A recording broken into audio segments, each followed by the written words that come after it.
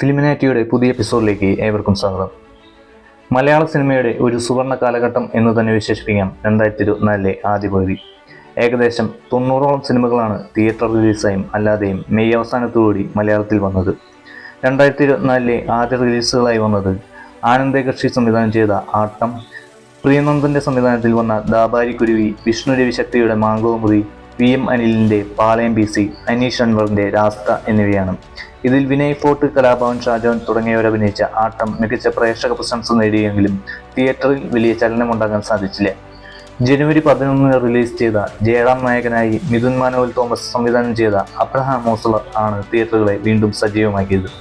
സമ്മിശ്ര പ്രതികരണമാണ് ചിത്രത്തിന് ആദ്യ ദിവസങ്ങളിൽ ലഭിച്ചത്. മമ്മൂട്ടിയുടെ ഗസ്റ്റ് റോൾ രണ്ടാം പകുതിയെ കൂടുതൽ മികച്ചതാക്കി മാറ്റി.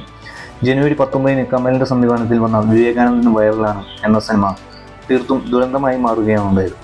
ഷൈം ടോം ചാക്ക ആയിരുന്നു ചിത്രത്തിലെ നായകൻ.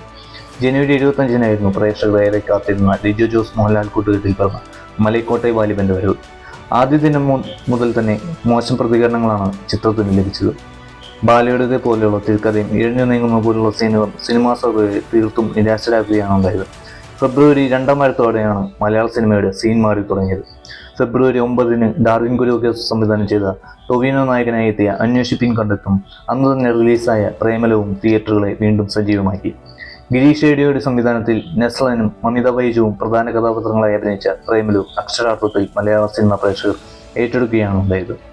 കേരളത്തിന് പുറത്തും വൻ സ്വീകാര്യതയാണ് ചിത്രത്തിന് ലഭിച്ചത്. 100 കോടിക്ക് മുകളിൽ കളക്ഷൻ നേടിയ ചിത്രം തമിഴ്, തെലുങ്ക് ഭാഷകളിലും റീമേക്ക് ചെയ്യപ്പെട്ടു. ഫെബ്രുവരി 15 രാഹുൽ സദാശിവന്റെ സംവിധാനത്തിൽ മമ്മൂട്ടിയും അർജുൻ അശോകനും സിദ്ധാർത്ഥ് ഭരതനും പ്രധാന വേഷത്തിലെത്തിയ ബ്രഹ്മയുഗം വ്യത്യസ്ത കാഴ്ചവിരുന്നാണ് പ്രേക്ഷകർക്ക് സമ്മാനിച്ചത്.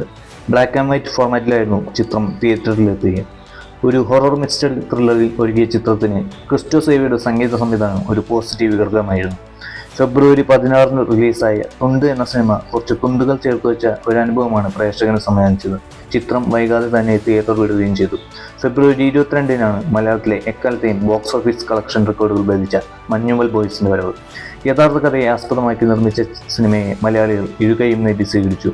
ഒരുപക്ഷെ മലയാള സിനിമയിലെന്നല്ല, ഇന്ത്യൻ സിനിമയിലെ മികച്ച സർവൈവൽ ത്രില്ലറുകളിലൊന്നായി മാറി മഞ്ഞുമൽ ബോയ്സ്. തമിഴ്നാട്ടിൽ വലിയ സ്വീകാര്യതയാണ് ചിത്രത്തിന് ലഭിച്ചത്. ചിത്രത്തിലെ കഥയ്ക്ക് തമിഴ്നാട് പശ്ചാത്തലമായതും ഗുണ സിനിമയിലെ ഗാനത്തിന്റെ പ്ലേസിംഗും തമിഴ് പ്രേക്ഷകരെ കൂടുതൽ ഈ സിനിമയിലേക്ക് ആകർഷിച്ചു.